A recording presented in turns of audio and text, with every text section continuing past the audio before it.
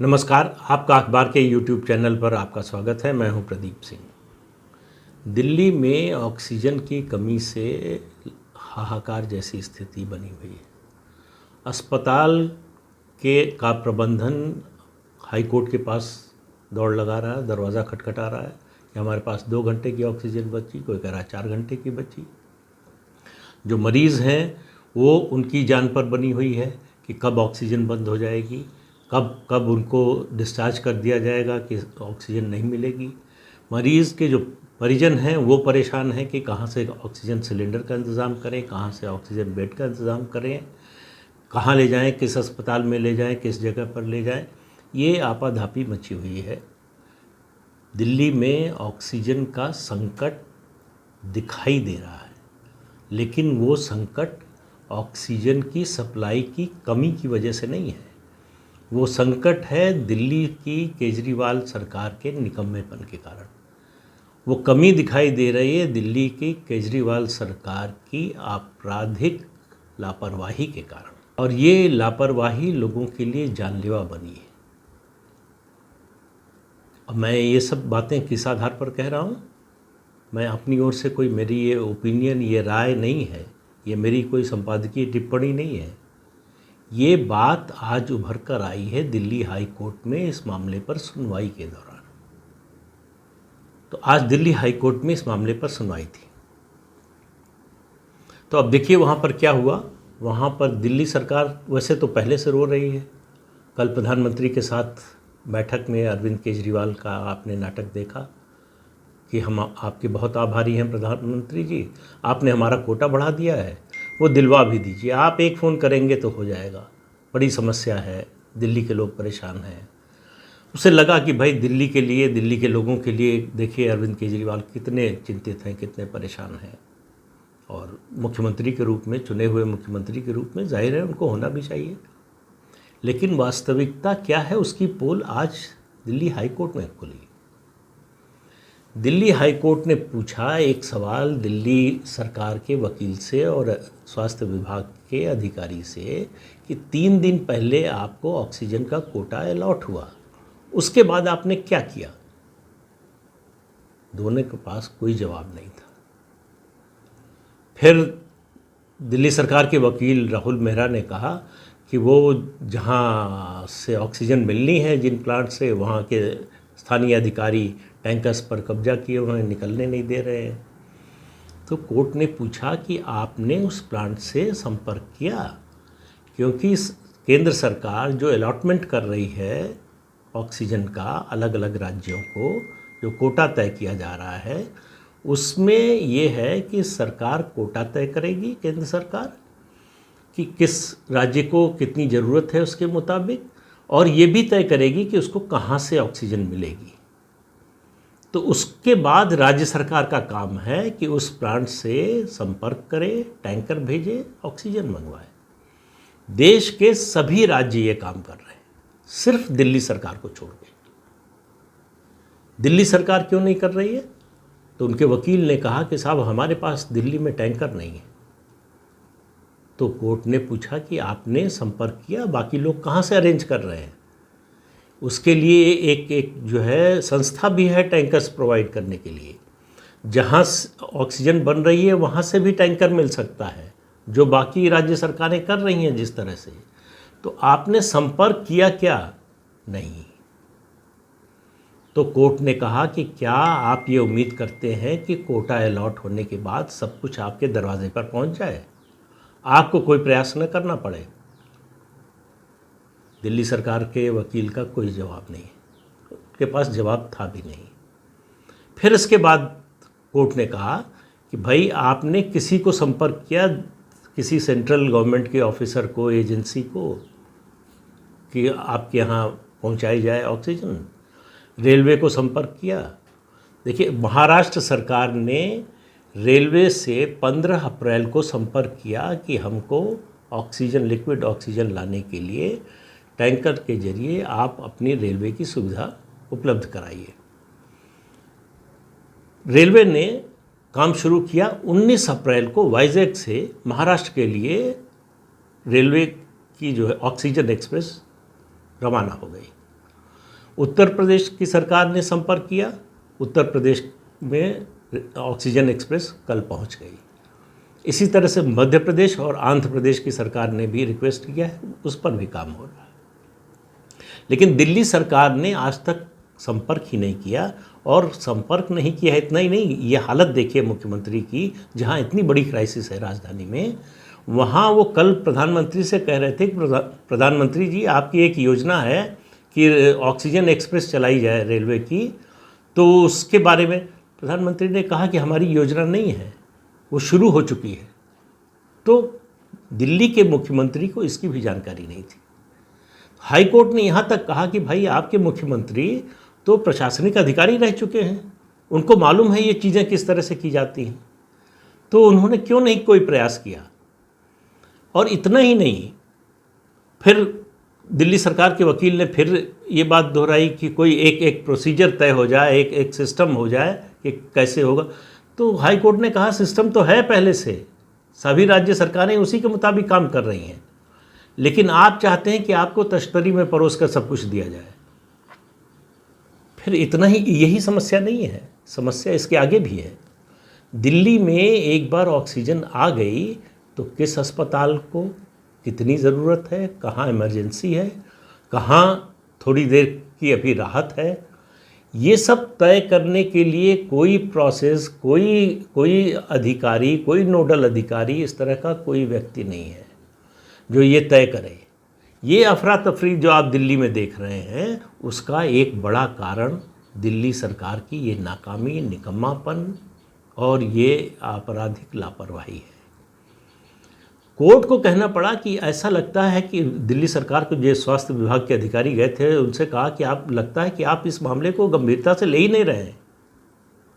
ये सब बातें देखिए, कोई राजनीतिक दल या कोई और मीडिया का व्यक्ति या कोई किसी और संस्था का व्यक्ति नहीं बोल रहा है, ये दिल्ली हाई कोर्ट के ऑब्जर्वेशंस हैं जो आज सुनवाई के दौरान जो है हमको आपको सुनने को मिले। तो इससे अंदाज़ा लगाइए। फिर इतना ही नहीं, वहाँ सॉलिसिटर जनरल थे, उन्होंने कहा कि केंद्र सरकार ने दिसंबर 2020 में ये तय किया कि 162 पीएसए ऑक्सीजन प्लांट जो है, कैप्टिव ऑक्सीजन प्लांट जो है, वो अलग अलग राज्यों में लगेंगे। वो पीएम केयर्स फंड से जो है उसकी फंडिंग होगी। 5 जनवरी को इसके लिए राज्यों का अलग अलग कोटा तय हुआ। महाराष्ट्र को 10 प्लांट मिले लगाने के लिए पैसा, दिल्ली को 8। 5 जनवरी को इसके लिए पैसा जारी हो गया केंद्र सरकार की ओर से। कितने बने जनवरी से? आज हम 24 अप्रैल को बात कर रहे हैं।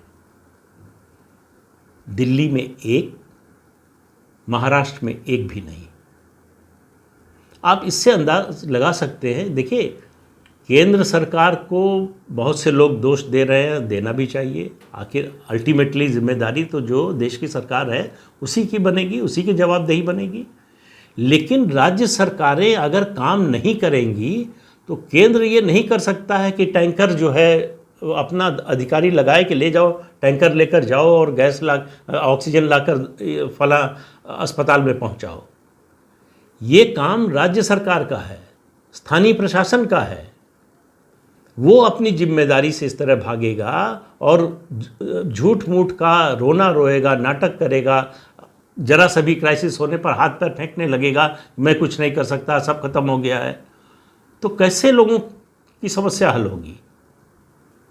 और इसके अलावा आप देखिए कि 8 में से 2 अस्पताल, जिन अस्पतालों में लगना था ये कैप्टिव ऑक्सीजन प्लांट, 2 ने जगह भी एलोकेट नहीं की।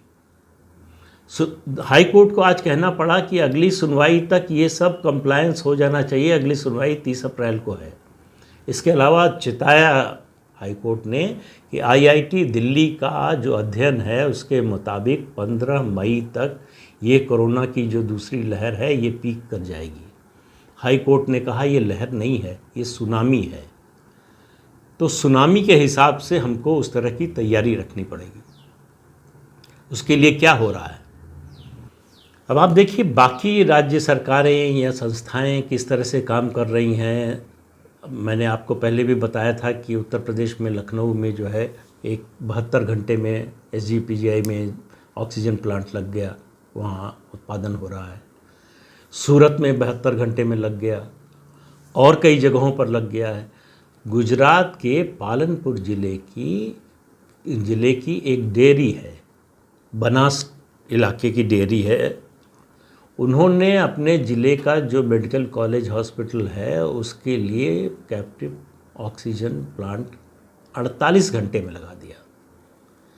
तो मैं जब बार बार आपसे पॉजिटिविटी की बात करता हूँ तो इस पॉजिटिविटी की बात करता हूँ कि दो तरह के लोग होते हैं। एक जो संकट में संकट को और बड़ा दिखाते हैं, लोगों में डर पैदा करते हैं, निराशा भरते हैं और बताते हैं कि सब कुछ खत्म हो गया।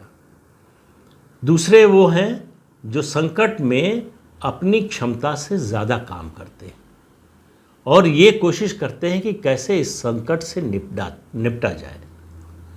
तो संकट से निपटने वाले बेहतर हैं या संकट को बढ़ाकर दिखाने वाले या संकट पर रोने वाले?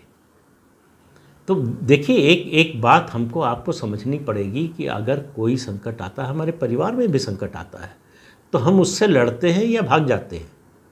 भागेंगे तो उससे कभी नहीं जीत पाएंगे, लड़ेंगे तो जीत सकते हैं। हो सकता है ना जीत पाए, लेकिन जीतने की संभावना ज़रूर रहेगी। अगर प्रयास ही नहीं करेंगे तो फिर कुछ भी नहीं होगा। आज दिल्ली हाई कोर्ट में ये भी बात कही गई कि राउरकेला प्लांट से उड़ीसा के दिल्ली को ऑक्सीजन का कोटा तय हो गया, वहाँ से मिलना था। आज तक राउरकेला प्लांट से दिल्ली के अधिकारियों ने संपर्क ही नहीं किया। ये विचित्र सरकार है। इतनी बड़ी क्राइसिस में, इतने बड़े संकट में इस तरह का व्यवहार तो कोई बड़ी से बड़ी निकम्मी सरकार भी शायद नहीं करेगी जिस तरह से दिल्ली सरकार कर रही है। और आने वाले दिनों में अगर दिल्ली में स्थिति और बिगड़ती है तो उसके लिए सिर्फ और सिर्फ अरविंद केजरीवाल और उनकी सरकार जिम्मेदार होगी। आप देखिए कि हॉस्पिटल बेड बढ़ाने के मामले में कितनी धीमी रफ्तार है। ITBP का कोविड अस्पताल बन रहा है, उसमें दिल्ली सरकार का कोई योगदान नहीं है। लेकिन दिल्ली के डिप्टी CM और स्वास्थ्य मंत्री जब लगभग अब तैयार होने वाला है तो उसका निरीक्षण करने गए। अच्छी बात है, देखने गए किस तरह की सुविधा है, क्या है, तो उसमें कोई बुराई नहीं। लेकिन वो उसको फ़ोटो अपॉर्चुनिटी के रूप में इस्तेमाल किया जा रहा है। बताया जा रहा है कि ग्राउंड पर हमारे लोग काम कर रहे हैं। अरे कौन से लोग काम कर रहे हैं आपके भाई? क्या किया है इसमें आपने? वो जो सरदार वल्लभ भाई पटेल कोविड अस्पताल बन रहा है वो ITBP बनवा रही है, सेंट्रल एजेंसी है। आप क्रेडिट लेना चाहें कोई हर्ज नहीं है, लेकिन अपने ओर से भी तो कुछ कीजिए। देखिए मैं बार बार आपसे कह रहा हूँ कि गिद्ध सक्रिय हैं, इनसे सावधान रहिए। आज एक और उदाहरण मिला। आज ये अफवाह फैलाई गई कि दिल्ली के एम्स में ऑक्सीजन की कमी हो गई है, इसलिए इमरजेंसी को बंद कर दिया गया। अब आप अंदाज़ा लगाइए कि एम्स जैसे संस्थान में इमरजेंसी बंद हो जाए तो ये कितने बड़े पैनिक की बात है। जो लोग वहाँ हैं, जो जा रहे हैं, जो जिनके परिजन हैं, उन पर क्या असर हुआ होगा इस खबर का या इस अफवाह का, आप इसकी सिर्फ कल्पना आप कर सकते हैं। अफवाह किसने फैलाई? किसी सोशल मीडिया के ट्रोल ने नहीं, CPI ML की नेता कविता कृष्णन ने। उन्होंने ट्वीट किया बाकायदा कि एम्स की इमरजेंसी ऑक्सीजन की कमी के कारण बंद कर दी गई है। एम्स के इतिहास में ये पहली बार हुआ है। उन्होंने ट्वीट किया और पूरी बिरादरी जो है गिद्धों की लग गई उसको फैलाने में। खूब प्रचार किया गया कि एम्स की इमरजेंसी बंद हो गई, ऐसे हालात हो गए, क्या हो गया, बड़ी उसकी चर्चा हुई।